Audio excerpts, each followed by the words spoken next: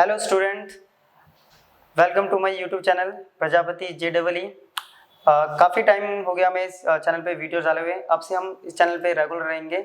इस पे हम आपके लिए CBSE, JEE, नीट सभी टॉपिक्स को कवर करेंगे।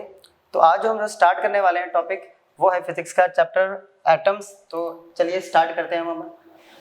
तो एटम्स में सबसे पहले जैसा कि हमने पढ़ा है 9th क्लास में भी ऑलरेडी हम पढ़ चुके हैं केमिस्ट्री में कि एटम को सबसे पहले डिफाइन किया था डाल्टन्स ने अपनी एक थ्योरी दी थी कि एटम जो है एक सबसे छोटा पार्टिकल होता है जिसको हम फर्दर कभी डिवाइड नहीं कर सकते।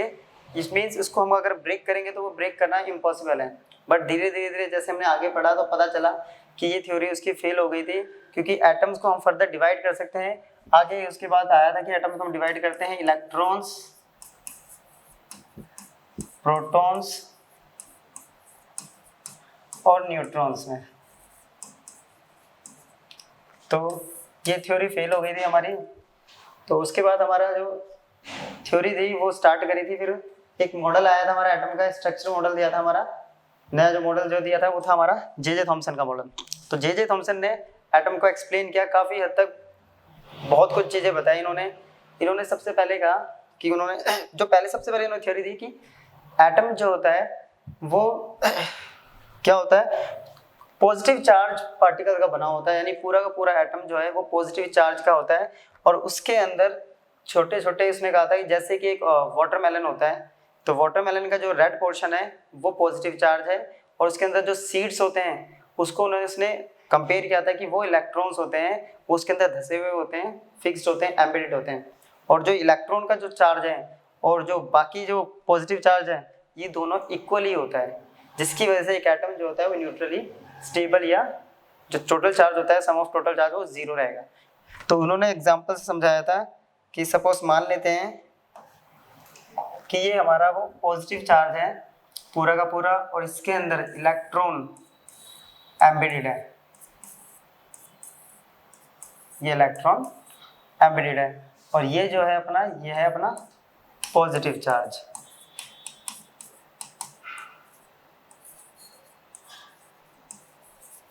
और सपोज इसका जो टोटल पॉजिटिव चार्ज है वो +Q है और इसका जो टोटल नेगेटिव चार्ज है वो -Q है। तो सम ऑफ नेट चार्ज जो आ रहा है वो इसके ऊपर आ रहा है 0। इसी की वजह से जो एटम होता है वो इलेक्ट्रिकली स्टेबल या फिर कह सकते हैं न्यूट्रल होता है। तो ये थ्योरी इन्होंने दी थी और इसको कहा था कि इन्होंने कंपेयर करने के कहा कि ये बिल्कुल उसकी तरह होता है, वाटरमेलन की तरह, या इसका एक और नाम है, इसी मॉडल को एक और नाम से जाना जाता है प्लम पुडिंग मॉडल। प्लम, जैसे प्लम के अंदर छोटे छोटे से आपके ड्राई फ्रूट्स फिक्स रहते हैं, तो उसी से इन्होंने इसको कंपेयर किया था कि जो ड्राई फ्रूट्स हैं अपने वो नेगेटिव यानी इट मीन्स इलेक्ट्रॉन्स का काम कर रहे हैं और पुडिंग जो है वो पॉजिटिव चार्ज पार्टिकल है हमारा। ठीक है, ये कहा था। और साथ साथ इन्होंने कहा था कि जो एटम होता है उसका ऑलमोस्ट जो रेडियस होता है वो रेडियस जो होता है अप्रोक्स 10⁻⁻10 मीटर के अप्रोक्स होता है और उसका टोटल मास जो है, जैसे कि भी हमने बताया, टोटल मास और टोटल पॉजिटिव चार्ज पूरे एटम पे यूनिफॉर्मली डिस्ट्रीब्यूटेड है। ये था हमारा जे थॉमसन मॉडल। और नेगेटिव चार्ज पार्टिकल और पॉजिटिव चार्ज पार्टिकल्स आपके इक्वल होते हैं और जिसकी वजह से ये इलेक्ट्रिकली स्टेबल होता है। ये चीज़ हम यहाँ पे एक्सप्लेन कर चुके हैं ऑलरेडी। लेकिन क्या हुआ, जैसे जैसे आगे गए एक और साइंटिस्ट है, उन्होंने ओवर एक्सप्लेन किया। उन्होंने जब एक्सप्लेन करना स्टार्ट किया तो पता चला कि इनकी जो स्ट्रक्चर मॉडल था इसके अंदर कुछ कमियां निकली। क्या थी वो कमियां, तो चलिए हम वो कमियां देख लेते हैं। तो सबसे पहली जो लिमिटेशन थी वो थी कि इन्होंने आगे जाके जब हाइड्रोजन के स्पेक्ट्रम लाइन का एक्सप्लेनेशन स्टार्ट हुआ तो इनकी थ्योरी के अकॉर्डिंग, इनके मॉडल के अकॉर्डिंग ये उस स्पेक्ट्रल लाइन को एक्सप्लेन ही नहीं कर पाए थे। उसमें बहुत सारी प्रॉब्लम्स आने लग गई थी। तो सबसे पहला ड्रॉबैक तो इनका ये है कि इन्होंने स्पेक्ट्रल लाइन जो हाइड्रोजन एटम या बाकी किसी भी एटम्स के लिए डिस्कवर की गई थी उसको ये एक्सप्लेन ही नहीं कर सकते थे इस थ्योरी के अकॉर्डिंग। फिर नेक्स्ट जो इनकी लिमिटेशन थी वो बनी जब रदरफोर्ड ने अल्फा पार्टिकल का जो स्कैटरिंग एंगल वाला एक्सपेरिमेंट किया, उसके अंदर जो पार्टिकल्स स्कैटर्ड कर रहे थे डिफरेंट एंगल्स को, तो ये उसको भी एक्सप्लेन नहीं कर पाए। जिसकी वजह से ये मॉडल फेल हो गया था। लेकिन सबसे पहले इन्हीं ने दिया था, तो इन्हीं की हेल्प से बाकी सबको एक आइडिया मिला कि हम क्या कर सकते हैं एक एटम के बारे में, कि एटम इतना तो पता चला कि एटम जो है वो सबसे छोटा पार्टिकल नहीं है। उसके बाद कुछ और पार्टिकल्स भी हैं, जैसे कि इन्होंने न्यूक्लियस इलेक्ट्रॉन के बारे में बता दिया कि electron negative charge particles electrons होते हैं। पॉजिटिव इन्होंने तो पॉजिटिव बोला, लेकिन आगे पता चलेगा कि नेगेटिव के साथ साथ पॉजिटिव भी पार्टिकल्स होते हैं। तो इनकी हेल्प से, इनकी वजह से सबसे पहले जे थॉमसन वो फेल हुआ, लेकिन इनका खुद फेल हुआ, लेकिन इसकी वजह से क्या हुआ कि आइडिया मिल गया आने वाले जितने साइंटिस्ट थे कि एटम में अभी भी बहुत सारी ऐसी चीज़ें हैं जो हमें पता नहीं है, जिनको हम धीरे धीरे डिस्कवर कर सकते हैं। तो आफ्टर जे थॉमसन फिर एक साइंटिस्ट आए जिनका नाम है रदरफोर्ड। उन्होंने और उनके दो कलीग जीजर एंड मार्सडन, इन्होंने मिलके एक एक्सपेरिमेंट तैयार किया, एक अरेंजमेंट तैयार किया। उस एक्सपेरिमेंट को कहते हैं हम अल्फा पार्टिकल स्कैटरिंग एक्सपेरिमेंट, और या फिर दूसरा एक और नाम है जो जनरली 9th तक नहीं पढ़ाया जाता, तो 12th में वो इंट्रोड्यूस हो जाता है, उसका नाम है जीजर एंड मार्सडन एक्सपेरिमेंट। इन्होंने क्या करा, सिंपली एक गोल्ड फॉइल ली, गोल्ड की एक पतली सी फॉइल ली जिसकी अप्रोक्स थिकनेस 10⁻⁷ थी। उस गोल्ड फॉइल में एक रेडियो एक्टिव एलिमेंट से अल्फा पार्टिकल निकाले। अब यहाँ पे अल्फा पार्टिकल पहले समझ लेते हैं। तो इन्होंने जो अल्फा पार्टिकल को बोला, उस अल्फा पार्टिकल को यूज करते हैं हम हीलियम एटम। तो इससे निकले अल्फा पार्टिकल्स, ये होते हैं अल्फा पार्टिकल्स। तो फर्क क्या होता है अल्फा पार्टिकल से? अल्फा पार्टिकल का जो चार्ज होता है, चार्ज वो 2 टाइम्स होता है चार्ज ऑफ प्रोटॉन, या फिर कह सकते हैं इलेक्ट्रॉन का पॉजिटिव, और जो मास होता है वो 4 टाइम्स होता है मास ऑफ प्रोटॉन। तो ये इसका एक रिलेशन होता है, या कह लीजिए इसकी वैल्यू होती है। तो ये हैवी होता है, उससे प्रोटॉन से चार्ज में भी ज़्यादा होता है और मास में भी हैवी होता है। तो इन्होंने जो तैयार किया है, इन्होंने जो अरेंजमेंट, तो उन्होंने क्या कहा, इन्होंने एक रेडियो एक्टिव एलिमेंट लिया, बिस्मथ, राइट। तो ये रखा एक रेडियो एक्टिव एलिमेंट। इस रेडियो एक्टिव एलिमेंट को इन्होंने रखा लेड ब्लॉक के अंदर। लेड ब्लॉक के अंदर अब क्या होगा, रेडियो एक्टिव एलिमेंट जैसे कि हमें पता है, तो ये पार्टिकल्स, इसमें से अल्फा पार्टिकल्स एमिट होते रहेंगे। तो ये लेड ब्लॉक जो है, जो पार्टिकल चारों तरफ जो फैले हुए हैं, स्कैटर्ड होते हैं, इनको ये एब्जॉर्ब कर जाएगा। बच गया जो आपके पास एक पार्टिकल बच गया यहाँ पे, जो स्ट्रेट पार्टिकल होगा सिर्फ वो ट्रैवल करता हुआ यहाँ से जाएगा।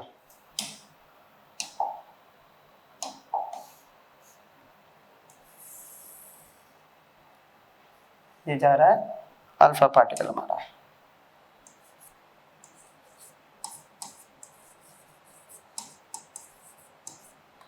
बट यहाँ भी हम क्या करेंगे, कॉलीमेटर लगा देंगे, जो क्या करेगा, जो पार्टिकल्स किसी और एंगल स्ट्रेट ना जाने के बजाय अगर एंगल पे स्कैटर्ड करेंगे, एंगल को पे जो स्कैटर्ड करेंगे उनको ये फैलने से रोक देगा। ये हम यूज करेंगे हम कॉलीमेटर। अब ये पार्टिकल्स सीधे जा रहे हैं, हमारे अल्फा पार्टिकल्स सीधे जा रहे हैं, तो यहाँ पे हम क्या लगाएंगे, एक गोल्ड फॉइल, जिसको हमने रखेंगे, ये हमने लगा दिया गोल्ड फॉइल, फिक्स कर दिया।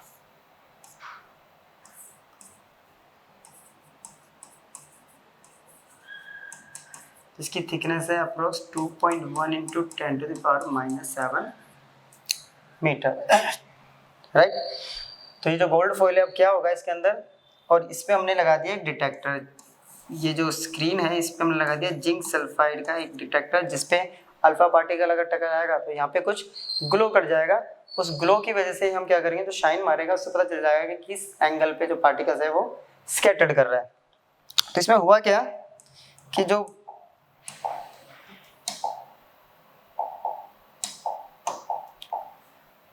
मैक्सिमम पार्टिकल जो थे वो क्रॉस करके जाने लगे स्ट्रेट,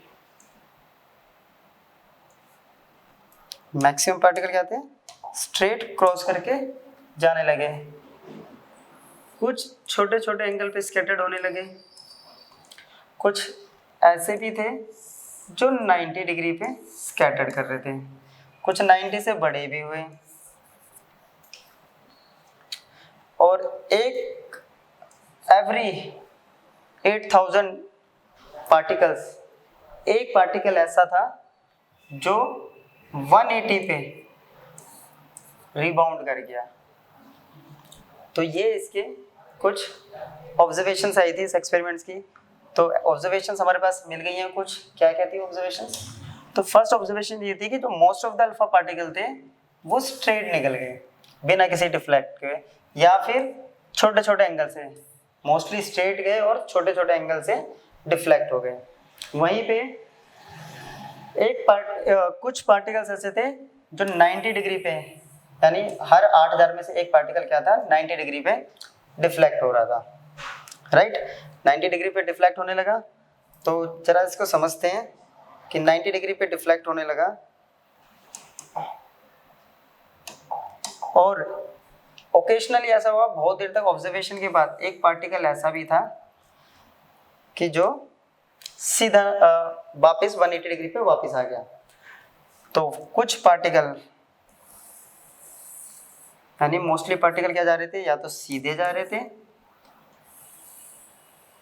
या किसी छोटे एंगल पे डिफ्लेक्ट हो जा रहे थे, सीधे जा रहे थे या स्मॉल एंगल पे डिफ्लेक्ट हो जा रहे थे। कुछ पार्टिकल ऐसे थे, इट मीन्स हर 8000 में से एक पार्टिकल 90 डिग्री पे भी डिफ्लेक्ट हुआ। हो गया, ठीक है।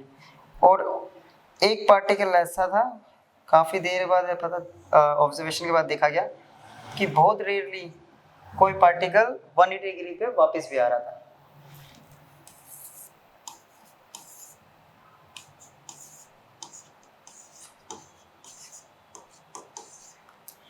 तो ये कुछ इसकी ऑब्जर्वेशन थी। उसी ऑब्जर्वेशन के बेस पे हमने यहाँ पे एक ग्राफ लिया है। तो ग्राफ के अकॉर्डिंग क्या कर रहा है, जो छोटे एंगल्स थे वो सबसे ज़्यादा पार्टिकल जो थे वो स्मॉल एंगल पे डिफ्लेक्ट हुए। एक तरफ ने ले लिया लेफ्ट वाई एक्सिस पे कितने पार्टिकल स्कैटर्ड हो रहे हैं, और एक्स एक्सिस पे हमने ले लिया कितने एंगल पे जो अल्फा पार्टिकल था वो स्कैटर्ड कर रहा था हमारा, राइट। तो सबसे छोटे एंगल पे सबसे ज़्यादा पार्टिकल हमारे स्कैटर्ड कर रहे थे। जैसे जैसे एंगल बढ़ता जा रहा है नंबर ऑफ पार्टिकल्स भी कम होते जा रहे हैं, राइट। तो ये इस ऑब्जर्वेशन का एक ग्राफ हो गया। तो इस ऑब्जर्वेशन से कंक्लूजन क्या निकला हमारा? ऑब्जर्वेशन तो हो गया, लेकिन इस ऑब्जर्वेशन का कंक्लूजन क्या था? तो जरा कंक्लूजन देखते हैं। तो कंक्लूजन समझिए, अगर एक चार्ज पार्टिकल, वो भी ऐसा चार्ज पार्टिकल जिस पे 2 टाइम्स प्रोटॉन का 2 टाइम्स चार्ज है, अगर वो स्ट्रेट जा रहा है, इट मीन्स वो किसी भी रिपल्सिव फोर्स या अट्रैक्टिव फोर्स से काफ़ी दूरी पर है।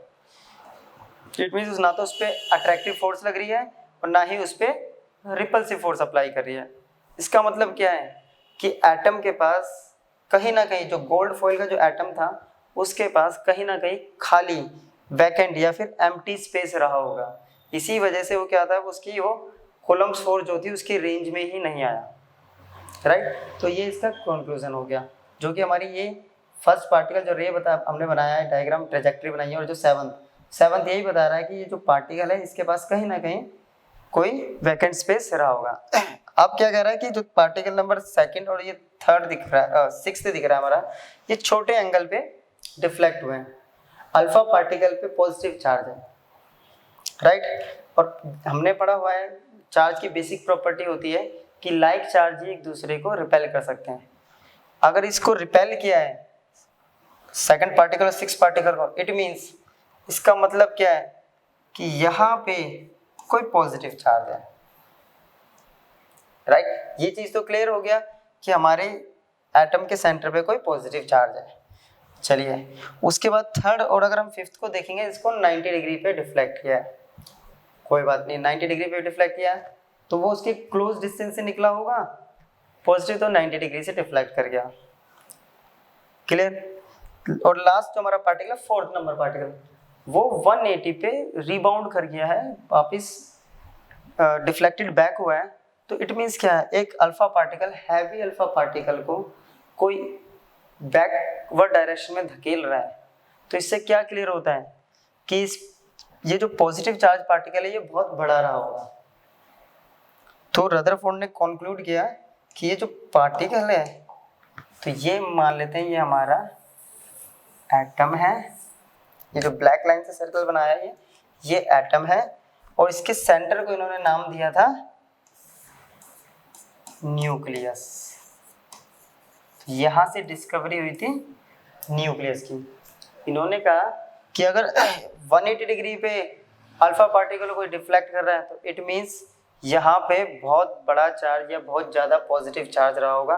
तो उन्होंने इसके बेस पे थ्योरी दी, एक्सप्लेन, कंक्लूजन निकाला कि अगर कोई चार्ज पार्टिकल अल्फा पार्टिकल को अगर डिफ्लेक्ट कर रहा है, इट मीन्स उस एटम का टोटल चार्ज एक पर्टिकुलर लोकेशन पर प्रेजेंट है, और उस लोकेशन को उन्होंने कहा कि ये सेंटर पे लोकेशन प्रेजेंट है, और उस सेंटर को नाम दिया गया न्यूक्लियस का, राइट। तो सेंटर पे जो है वो न्यूक्लियस का नाम दिया गया। तो इन्होंने कहा कि न्यूक्लियस एक ऐसी जगह है, सेंटर को न्यूक्लियस बोला गया, जिसपे टोटल मास और total charge suppose to be concentrated. It means माना यहाँ पे क्या कहा गया, यहाँ पे टोटल मास और टोटल चार्ज कॉन्सेंट्रेटेड है। तो इस बेस पे इन्होंने कुछ कंक्लूजन्स दी, और वो कंक्लूजन्स है कुछ ये, जैसे कि हमने भी एक्सप्लेन की। फर्स्ट कंक्लूजन है कि अगर most of the alpha particles straight जा रहे हैं तो इट मीन्स, इसका मतलब क्या है कि एटम के बीच में कुछ स्पेस रहा होगा, एम्प्टी स्पेस। जैसे कि अभी हमने देखा कि अगर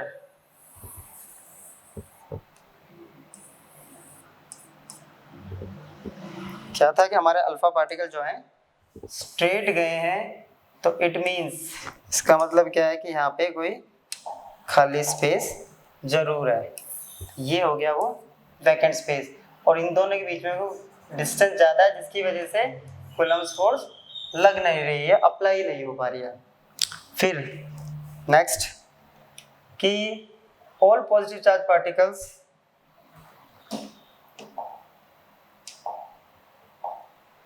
all positive charge particles are together at one location at center, it was called nucleus। कि सारे के सारे पॉजिटिव चार्ज पार्टिकल जो है एक जगह पर है, उसको नाम दिया गया न्यूक्लियस का, और उस न्यूक्लियस के पास क्या है, ये है हमारा न्यूक्लियस, और इस न्यूक्लियस के पास इस पूरे एटम का पॉजिटिव चार्ज प्रेजेंट है, और पूरा टोटल मास भी क्या है, यहीं पे कॉन्सेंट्रेटेड है, राइट। फिर नेक्स्ट कंक्लूजन हमारी निकली कि अगर एटम में मैक्सिमम स्पेस एम्प्टी है तो इलेक्ट्रॉन क्या है, इसका मतलब इलेक्ट्रॉन जो है वो प्लैनेट की तरह सन के चारों तरफ रिवॉल्व करते हैं। तो इसे ध्यान से देखना है, सुनना और देखना। इन्होंने कहा कि इलेक्ट्रॉन जो है न्यूक्लियस के, किसी भी एटम के न्यूक्लियस के चारों तरफ रिवॉल्व करते हैं, राइट, सन की तरह। चलिए, यही इनकी एक कमी होने वाली है, थोड़ी देर में इसकी एक लिमिटेशन इसी की वजह से निकलेगी, इलेक्ट्रॉन के चारों तरफ रिवॉल्व करते हैं। फिर लास्ट बोला गया कि न्यूक्लियस के चारों तरफ इलेक्ट्रॉन का क्लाउड होता है, जो कि क्या है, इलेक्ट्रॉन रिवॉल्व कर रहे हैं, और वो जो इलेक्ट्रॉन्स हैं, नंबर ऑफ इलेक्ट्रॉन्स क्या है, नंबर ऑफ इलेक्ट्रॉन्स का जो चार्ज है, और ये जो पॉजिटिव चार्ज जो सेंटर पे न्यूक्लियस पे जो चार्ज है, ये दोनों कैसा रहा है, कैसा होगा, ये इक्वल होगा, और इसी की वजह से कोई भी एटम जो है इलेक्ट्रिकली न्यूट्रल होता है। यानी स्टेबिलिटी को इन्होंने एक्सप्लेन कर दिया।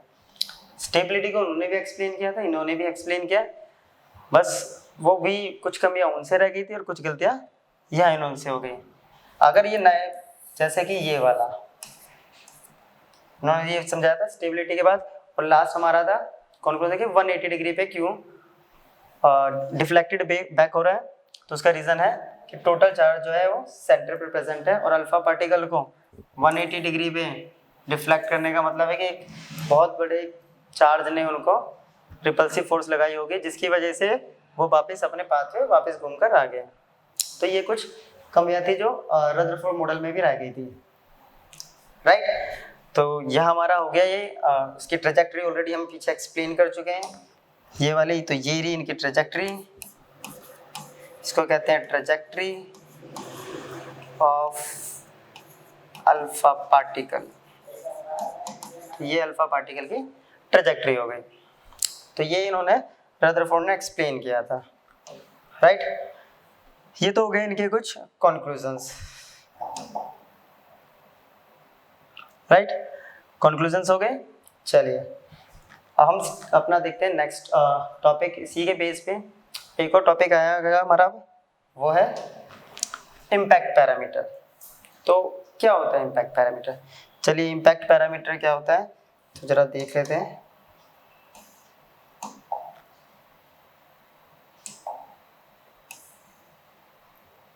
ये है हमारा न्यूक्लियस,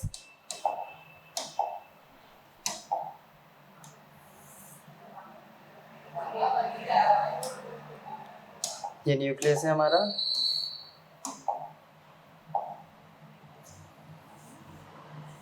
ये हमारी इसकी सेंट्रल लाइन है। तो समझिए क्या होता है इम्पैक्ट पैरामीटर। ये हमारा एक अल्फा पार्टिकल ले लेते हैं, ये जा रहा हमारा अल्फा पार्टिकल, राइट। अब अल्फा पार्टिकल जैसे जैसे ट्रैवल कर रहा था सीधे जाते जाते जाते जाते क्या हुआ, एक टाइम आया कि ये डिफ्लेक्ट हो गया, राइट। ये जो डिफ्लेक्ट हुआ किसी एंगल पे, ये हो गया एंगल ऑफ स्कैटर्ड या स्कैटरिंग एंगल।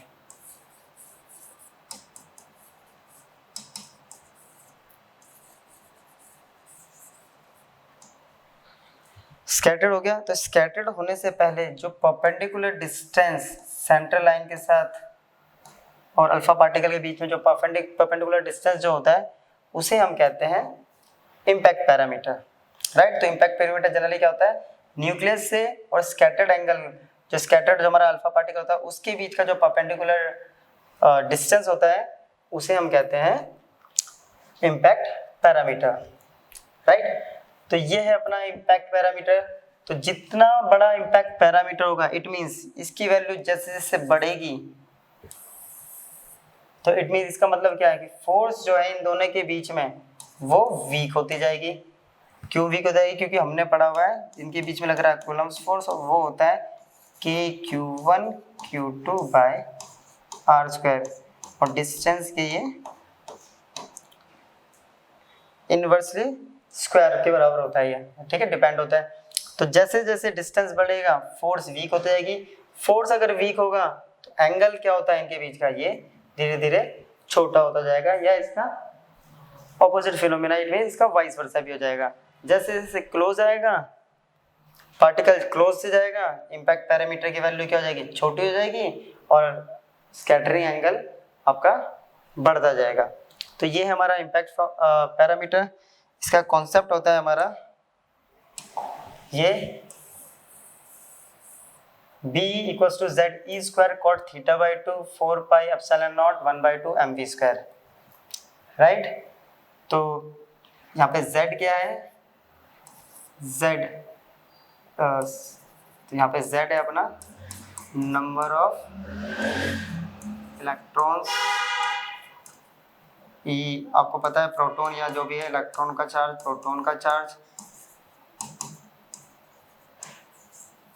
प्रोटॉन का चार्ज 1/2 mv² हमें पता है काइनेटिक एनर्जी है इलेक्ट्रॉन की, जिस एनर्जी से ये रिवॉल्व कर रहा है। तो जो हमने भी कहा था कि जो B होता है वो डायरेक्टली प्रोपोर्शनल होता है cot θ/2, जैसा कि हम यहाँ पे एक्सप्लेन कर चुके हैं, राइट। तो ये हो गया हमारा इम्पैक्ट पैरामीटर। चलिए हमारा न्यू टॉपिक है डिस्टेंस ऑफ क्लोजेस्ट अप्रोच। ये जो डिस्टेंस ऑफ क्लोजेस्ट अप्रोच है ये जनरली हमें हेल्प करता है न्यूक्लियर के साइज को कैलकुलेट करने में। इसी की हेल्प से रदरफोर्ड ने न्यूक्लियस के साइज को कैलकुलेट किया था। तो अब बेसिकली ये डिस्टेंस ऑफ क्लोजेस्ट अप्रोच होता है क्या है, तो ये क्या होता है कि जब अल्फा पार्टिकल 180 डिग्री पे डिफ्लेक्ट होता है, तो डिफ्लेक्ट होने से पहले जिस पॉइंट पे ये डिफ्लेक्ट होता है वहाँ से लेके और न्यूक्लियस के बीच का जो डिस्टेंस होता है उसे हम कहते हैं डिस्टेंस ऑफ क्लोजेस्ट अप्रोच। तो चलिए इसको हम पहले डायग्राम से पहले समझ लेते हैं कि ये कहना क्या चाहता है।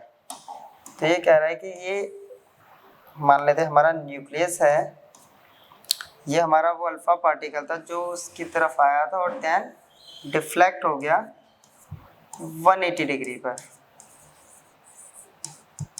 रिफ्लेक्ट हो गया 180 डिग्री पे। तो ये जो डिस्टेंस आया इसके सेंटर से इसको कहते हैं distance of closest approach.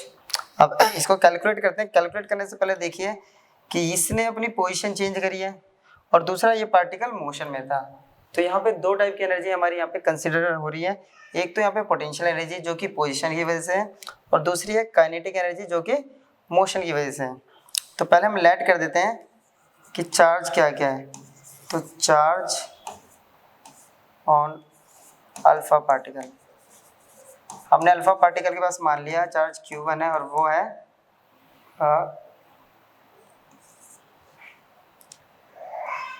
E, right. Charge on alpha particle हो गया अपना E, या 2E भी ले सकते हैं इसको। और दूसरा है अपने पास चार्ज ऑन न्यूक्लियस जो कि हमने मान लिया Q2, जो कि है अपने पास ZE। यहाँ पे Z क्या है? तो Z है अपने पास एटॉमिक नंबर और E है प्रोटॉन का चार्ज। Z अपने पास एटॉमिक नंबर है और E है प्रोटॉन का चार्ज, राइट। तो दो टाइप की यहाँ पे एनर्जी लग रही है। फर्स्ट है अपनी पोटेंशियल एनर्जी जो कि क्या होती है 1/4 pi epsilon not Q1 Q2 by D। और दूसरी एनर्जी है हमारे यहाँ पे, इसकी वैल्यू पुट कर देते पहले। एप्सिलॉन नॉट Q की वैल्यू है E, ये है ZE अपॉन में D। तो ये हो गया 1/4 pi epsilon not ZE square by D। तो ये हो गया हमारा पोटेंशियल एनर्जी। और दूसरी एनर्जी है हमारे पास यहाँ पे काइनेटिक एनर्जी जो कि होती है 1/2 mv स्क्वायर। और हमारा कंजर्वेशन लॉ कहता है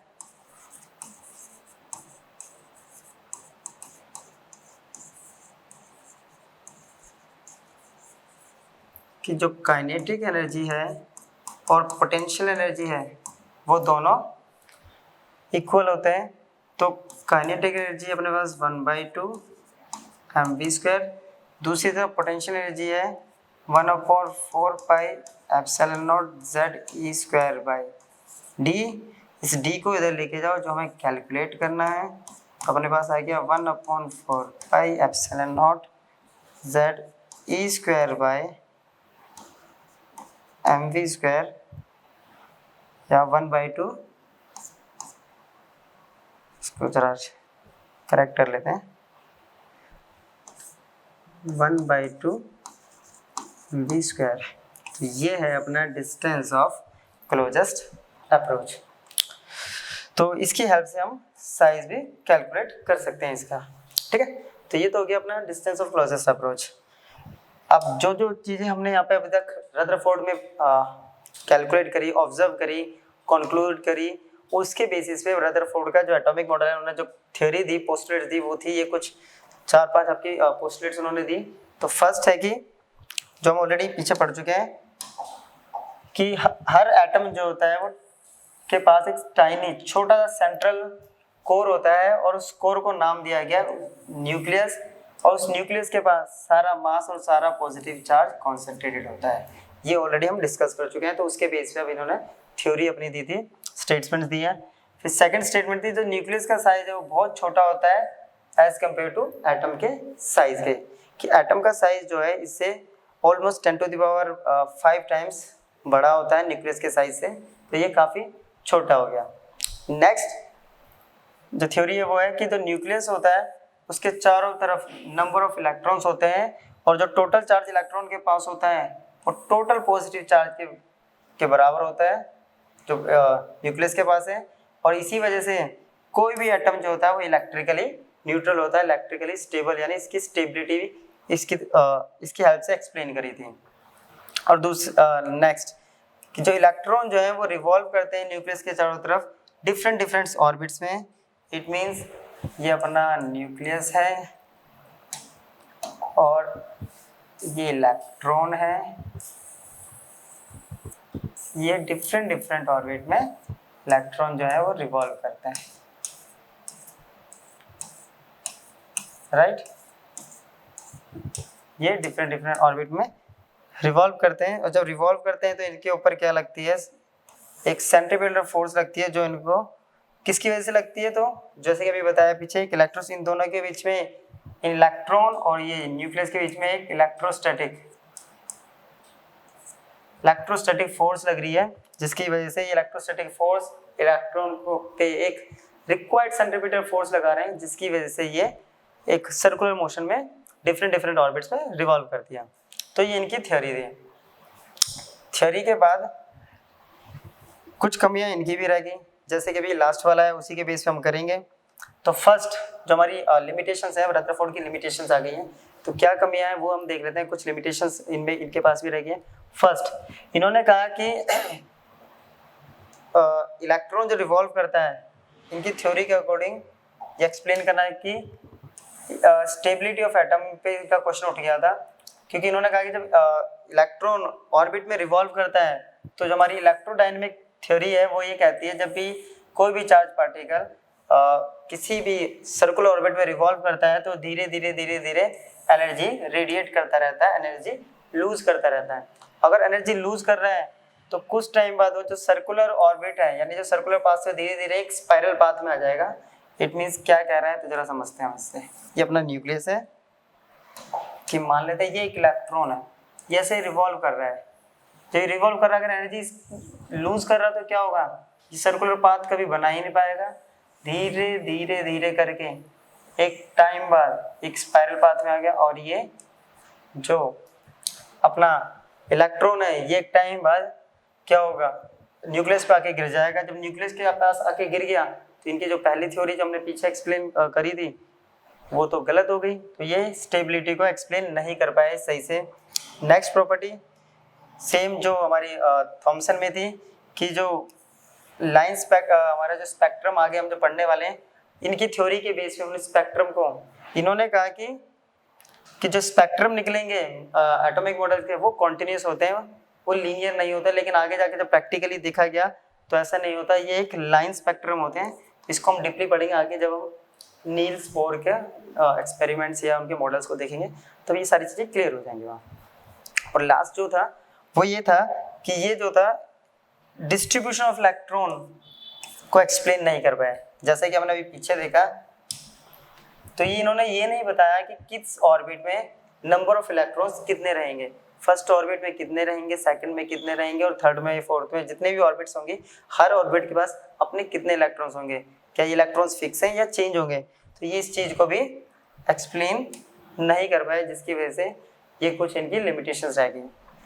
हाँ, कह सकते हैं कि लिमिटेशन थी कुछ, लेकिन इन्होंने बहुत कुछ हमें एक्सप्लेन करके दे दिया। इन्होंने अल्फा पार्टिकल की हेल्प से ये बता दिया कि न्यूक्लियस होता है, फिर ये बता दिया कि इलेक्ट्रॉन रिवॉल्व करते हैं, ये यहाँ तक बता चुके थे। इलेक्ट्रॉन रिवॉल्व करते हैं, न्यूक्लियस का पॉजिटिव चार्ज है, पॉजिटिव चार्ज को प्रोटॉन कहते हैं।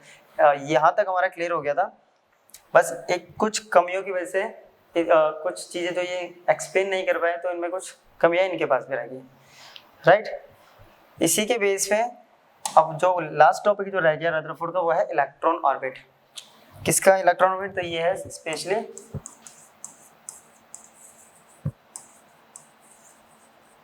हाइड्रोजन एटम का हम इलेक्ट्रॉन ऑर्बिट कैलकुलेट करेंगे। इसमें हम इसका रेडियस, इसकी काइनेटिक एनर्जी, पोटेंशियल एनर्जी और टोटल एनर्जी कैलकुलेट करेंगे, राइट। तो जरा देख लेते हैं कि इलेक्ट्रॉन ऑर्बिट कैसे कैलकुलेट करेंगे। तो ये अपने पास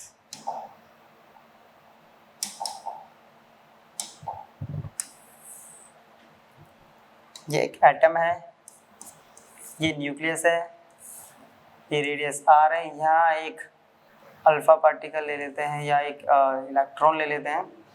इलेक्ट्रॉन है, इलेक्ट्रॉन रिवॉल्व कर रहा है, तो ये v वेलोसिटी से जा रहा है, और यहाँ पे हमारा एक पॉजिटिव चार्ज पार्टिकल है, राइट। तो न्यूक्लियस के पास कितना पार्टिकल है वो हमें नहीं पता, हम न्यूक्लियस पे मान लेते हैं कि यहाँ Ze है और ये इलेक्ट्रॉन रिवॉल्व कर रहा है v वेलोसिटी से।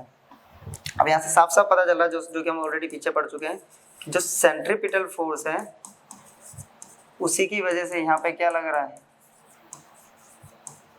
इलेक्ट्रोस्टैटिक, या कह सकते हैं कि इलेक्ट्रोस्टैटिक फोर्स की वजह से ही जो इलेक्ट्रॉन है वो सीधा ना जाके एक सर्कुलर मोशन में आ रहा है, इसमें सेंट्रीपिटल फोर्स यहाँ पे लग रही है।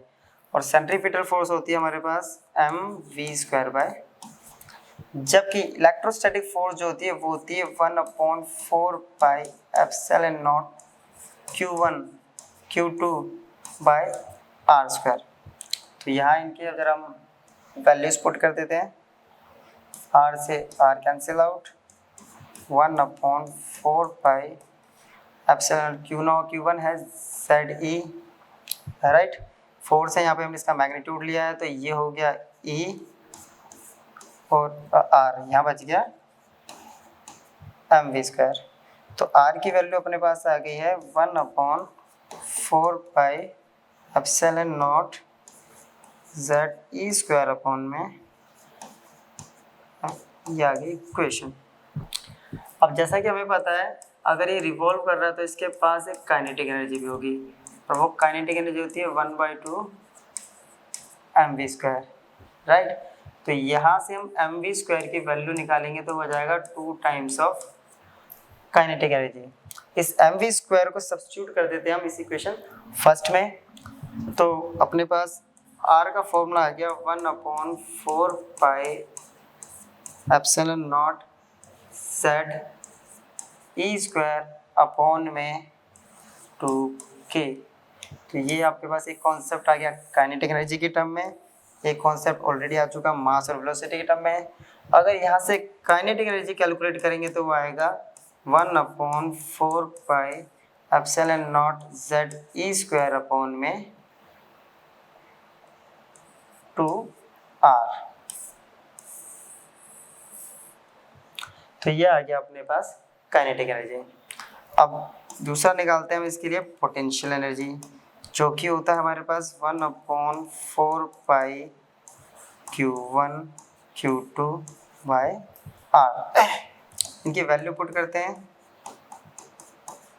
q1 कितना है अपने पास Ze, ये है -e इलेक्ट्रॉन का चार्ज r। सॉल्व करेंगे तो पोटेंशियल एनर्जी आ रही है हमारे पास -1/4 πε0 Ze² by r। Negative sign अब यहाँ रिप्रेजेंट कर रहा है कि इलेक्ट्रॉन का चार्ज बता रहा प्लस कि ये इलेक्ट्रॉन और ये पॉजिटिव चार्ज है, नेगेटिव चार्ज है, इसीलिए इन दोनों के बीच में एक अट्रैक्टिव फोर्स लगी हुई है और उसी अट्रैक्टिव फोर्स की वजह से ये रिवॉल्व करे जा रहा है, राइट। तो अब टोटल एनर्जी क्या होगी? टोटल एनर्जी होता है sum of potential energy plus kinetic energy. तो ऐड करेंगे तो क्या आएगा 1/4 πε0 Ze² by r plus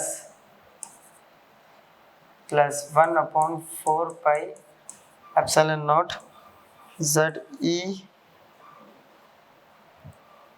Ze² bye 2r। तो यहाँ से हम कॉमन ले लेते हैं 1/4 πε0 Ze² बाय r। तो इधर बच गया -1 और इधर बच गया 1/2। तो -1 प्लस 1/2 तो अपने पास आ गया -1/2। तो यहाँ आ गया -1/4 πε0 Ze² अपॉन में 2r। तो ये है अपने पास टोटल एनर्जी। तो अगेन टोटल एनर्जी पे भी माइनस आ गया है, तो नेगेटिव साइन अगेन रिप्रेजेंट कर रहा है कि इलेक्ट्रॉन और न्यूक्लियस के बीच में एक अट्रैक्टिव फोर्स लगी हुई है, दोनों एक अट्रैक्टिव फोर्स से बंधे हुए हैं और उसी अट्रैक्टिव फोर्स की वजह से ये सेंटीमीटर फोर्स लग रही है, राइट। तो यहाँ हमने कैलकुलेट कर लिया है फर्स्ट रेडियस mv² के टर्म में, सेकंड रेडियस काइनेटिक एनर्जी के टर्म में, फिर हमने कैलकुलेट किया यहाँ पे काइनेटिक एनर्जी, फिर हमने कैलकुलेट किया यहाँ पे पोटेंशियल एनर्जी, और फिर हमने यहाँ पे अपना टोटल एनर्जी कैलकुलेट की जो कि होती है पोटेंशियल प्लस काइनेटिक, और वो आया। अगर ध्यान से देखा जाए तो काइनेटिक एनर्जी और टोटल एनर्जी सेम होता है, बस एक माइनस का फर्क होता है। और पोटेंशियल एनर्जी और काइनेटिक एनर्जी या टोटल एनर्जी में सिर्फ एक 1/2 का डिफरेंस होता है। तो यहाँ आज के हमारे जो टॉपिक्स हैं वो कवर होते हैं। अब नेक्स्ट वीडियो में हम लेके आएंगे इससे आगे के टॉपिक्स। मिलते हैं हम अब नेक्स्ट वीडियो में, तब तक के लिए गुड बाय।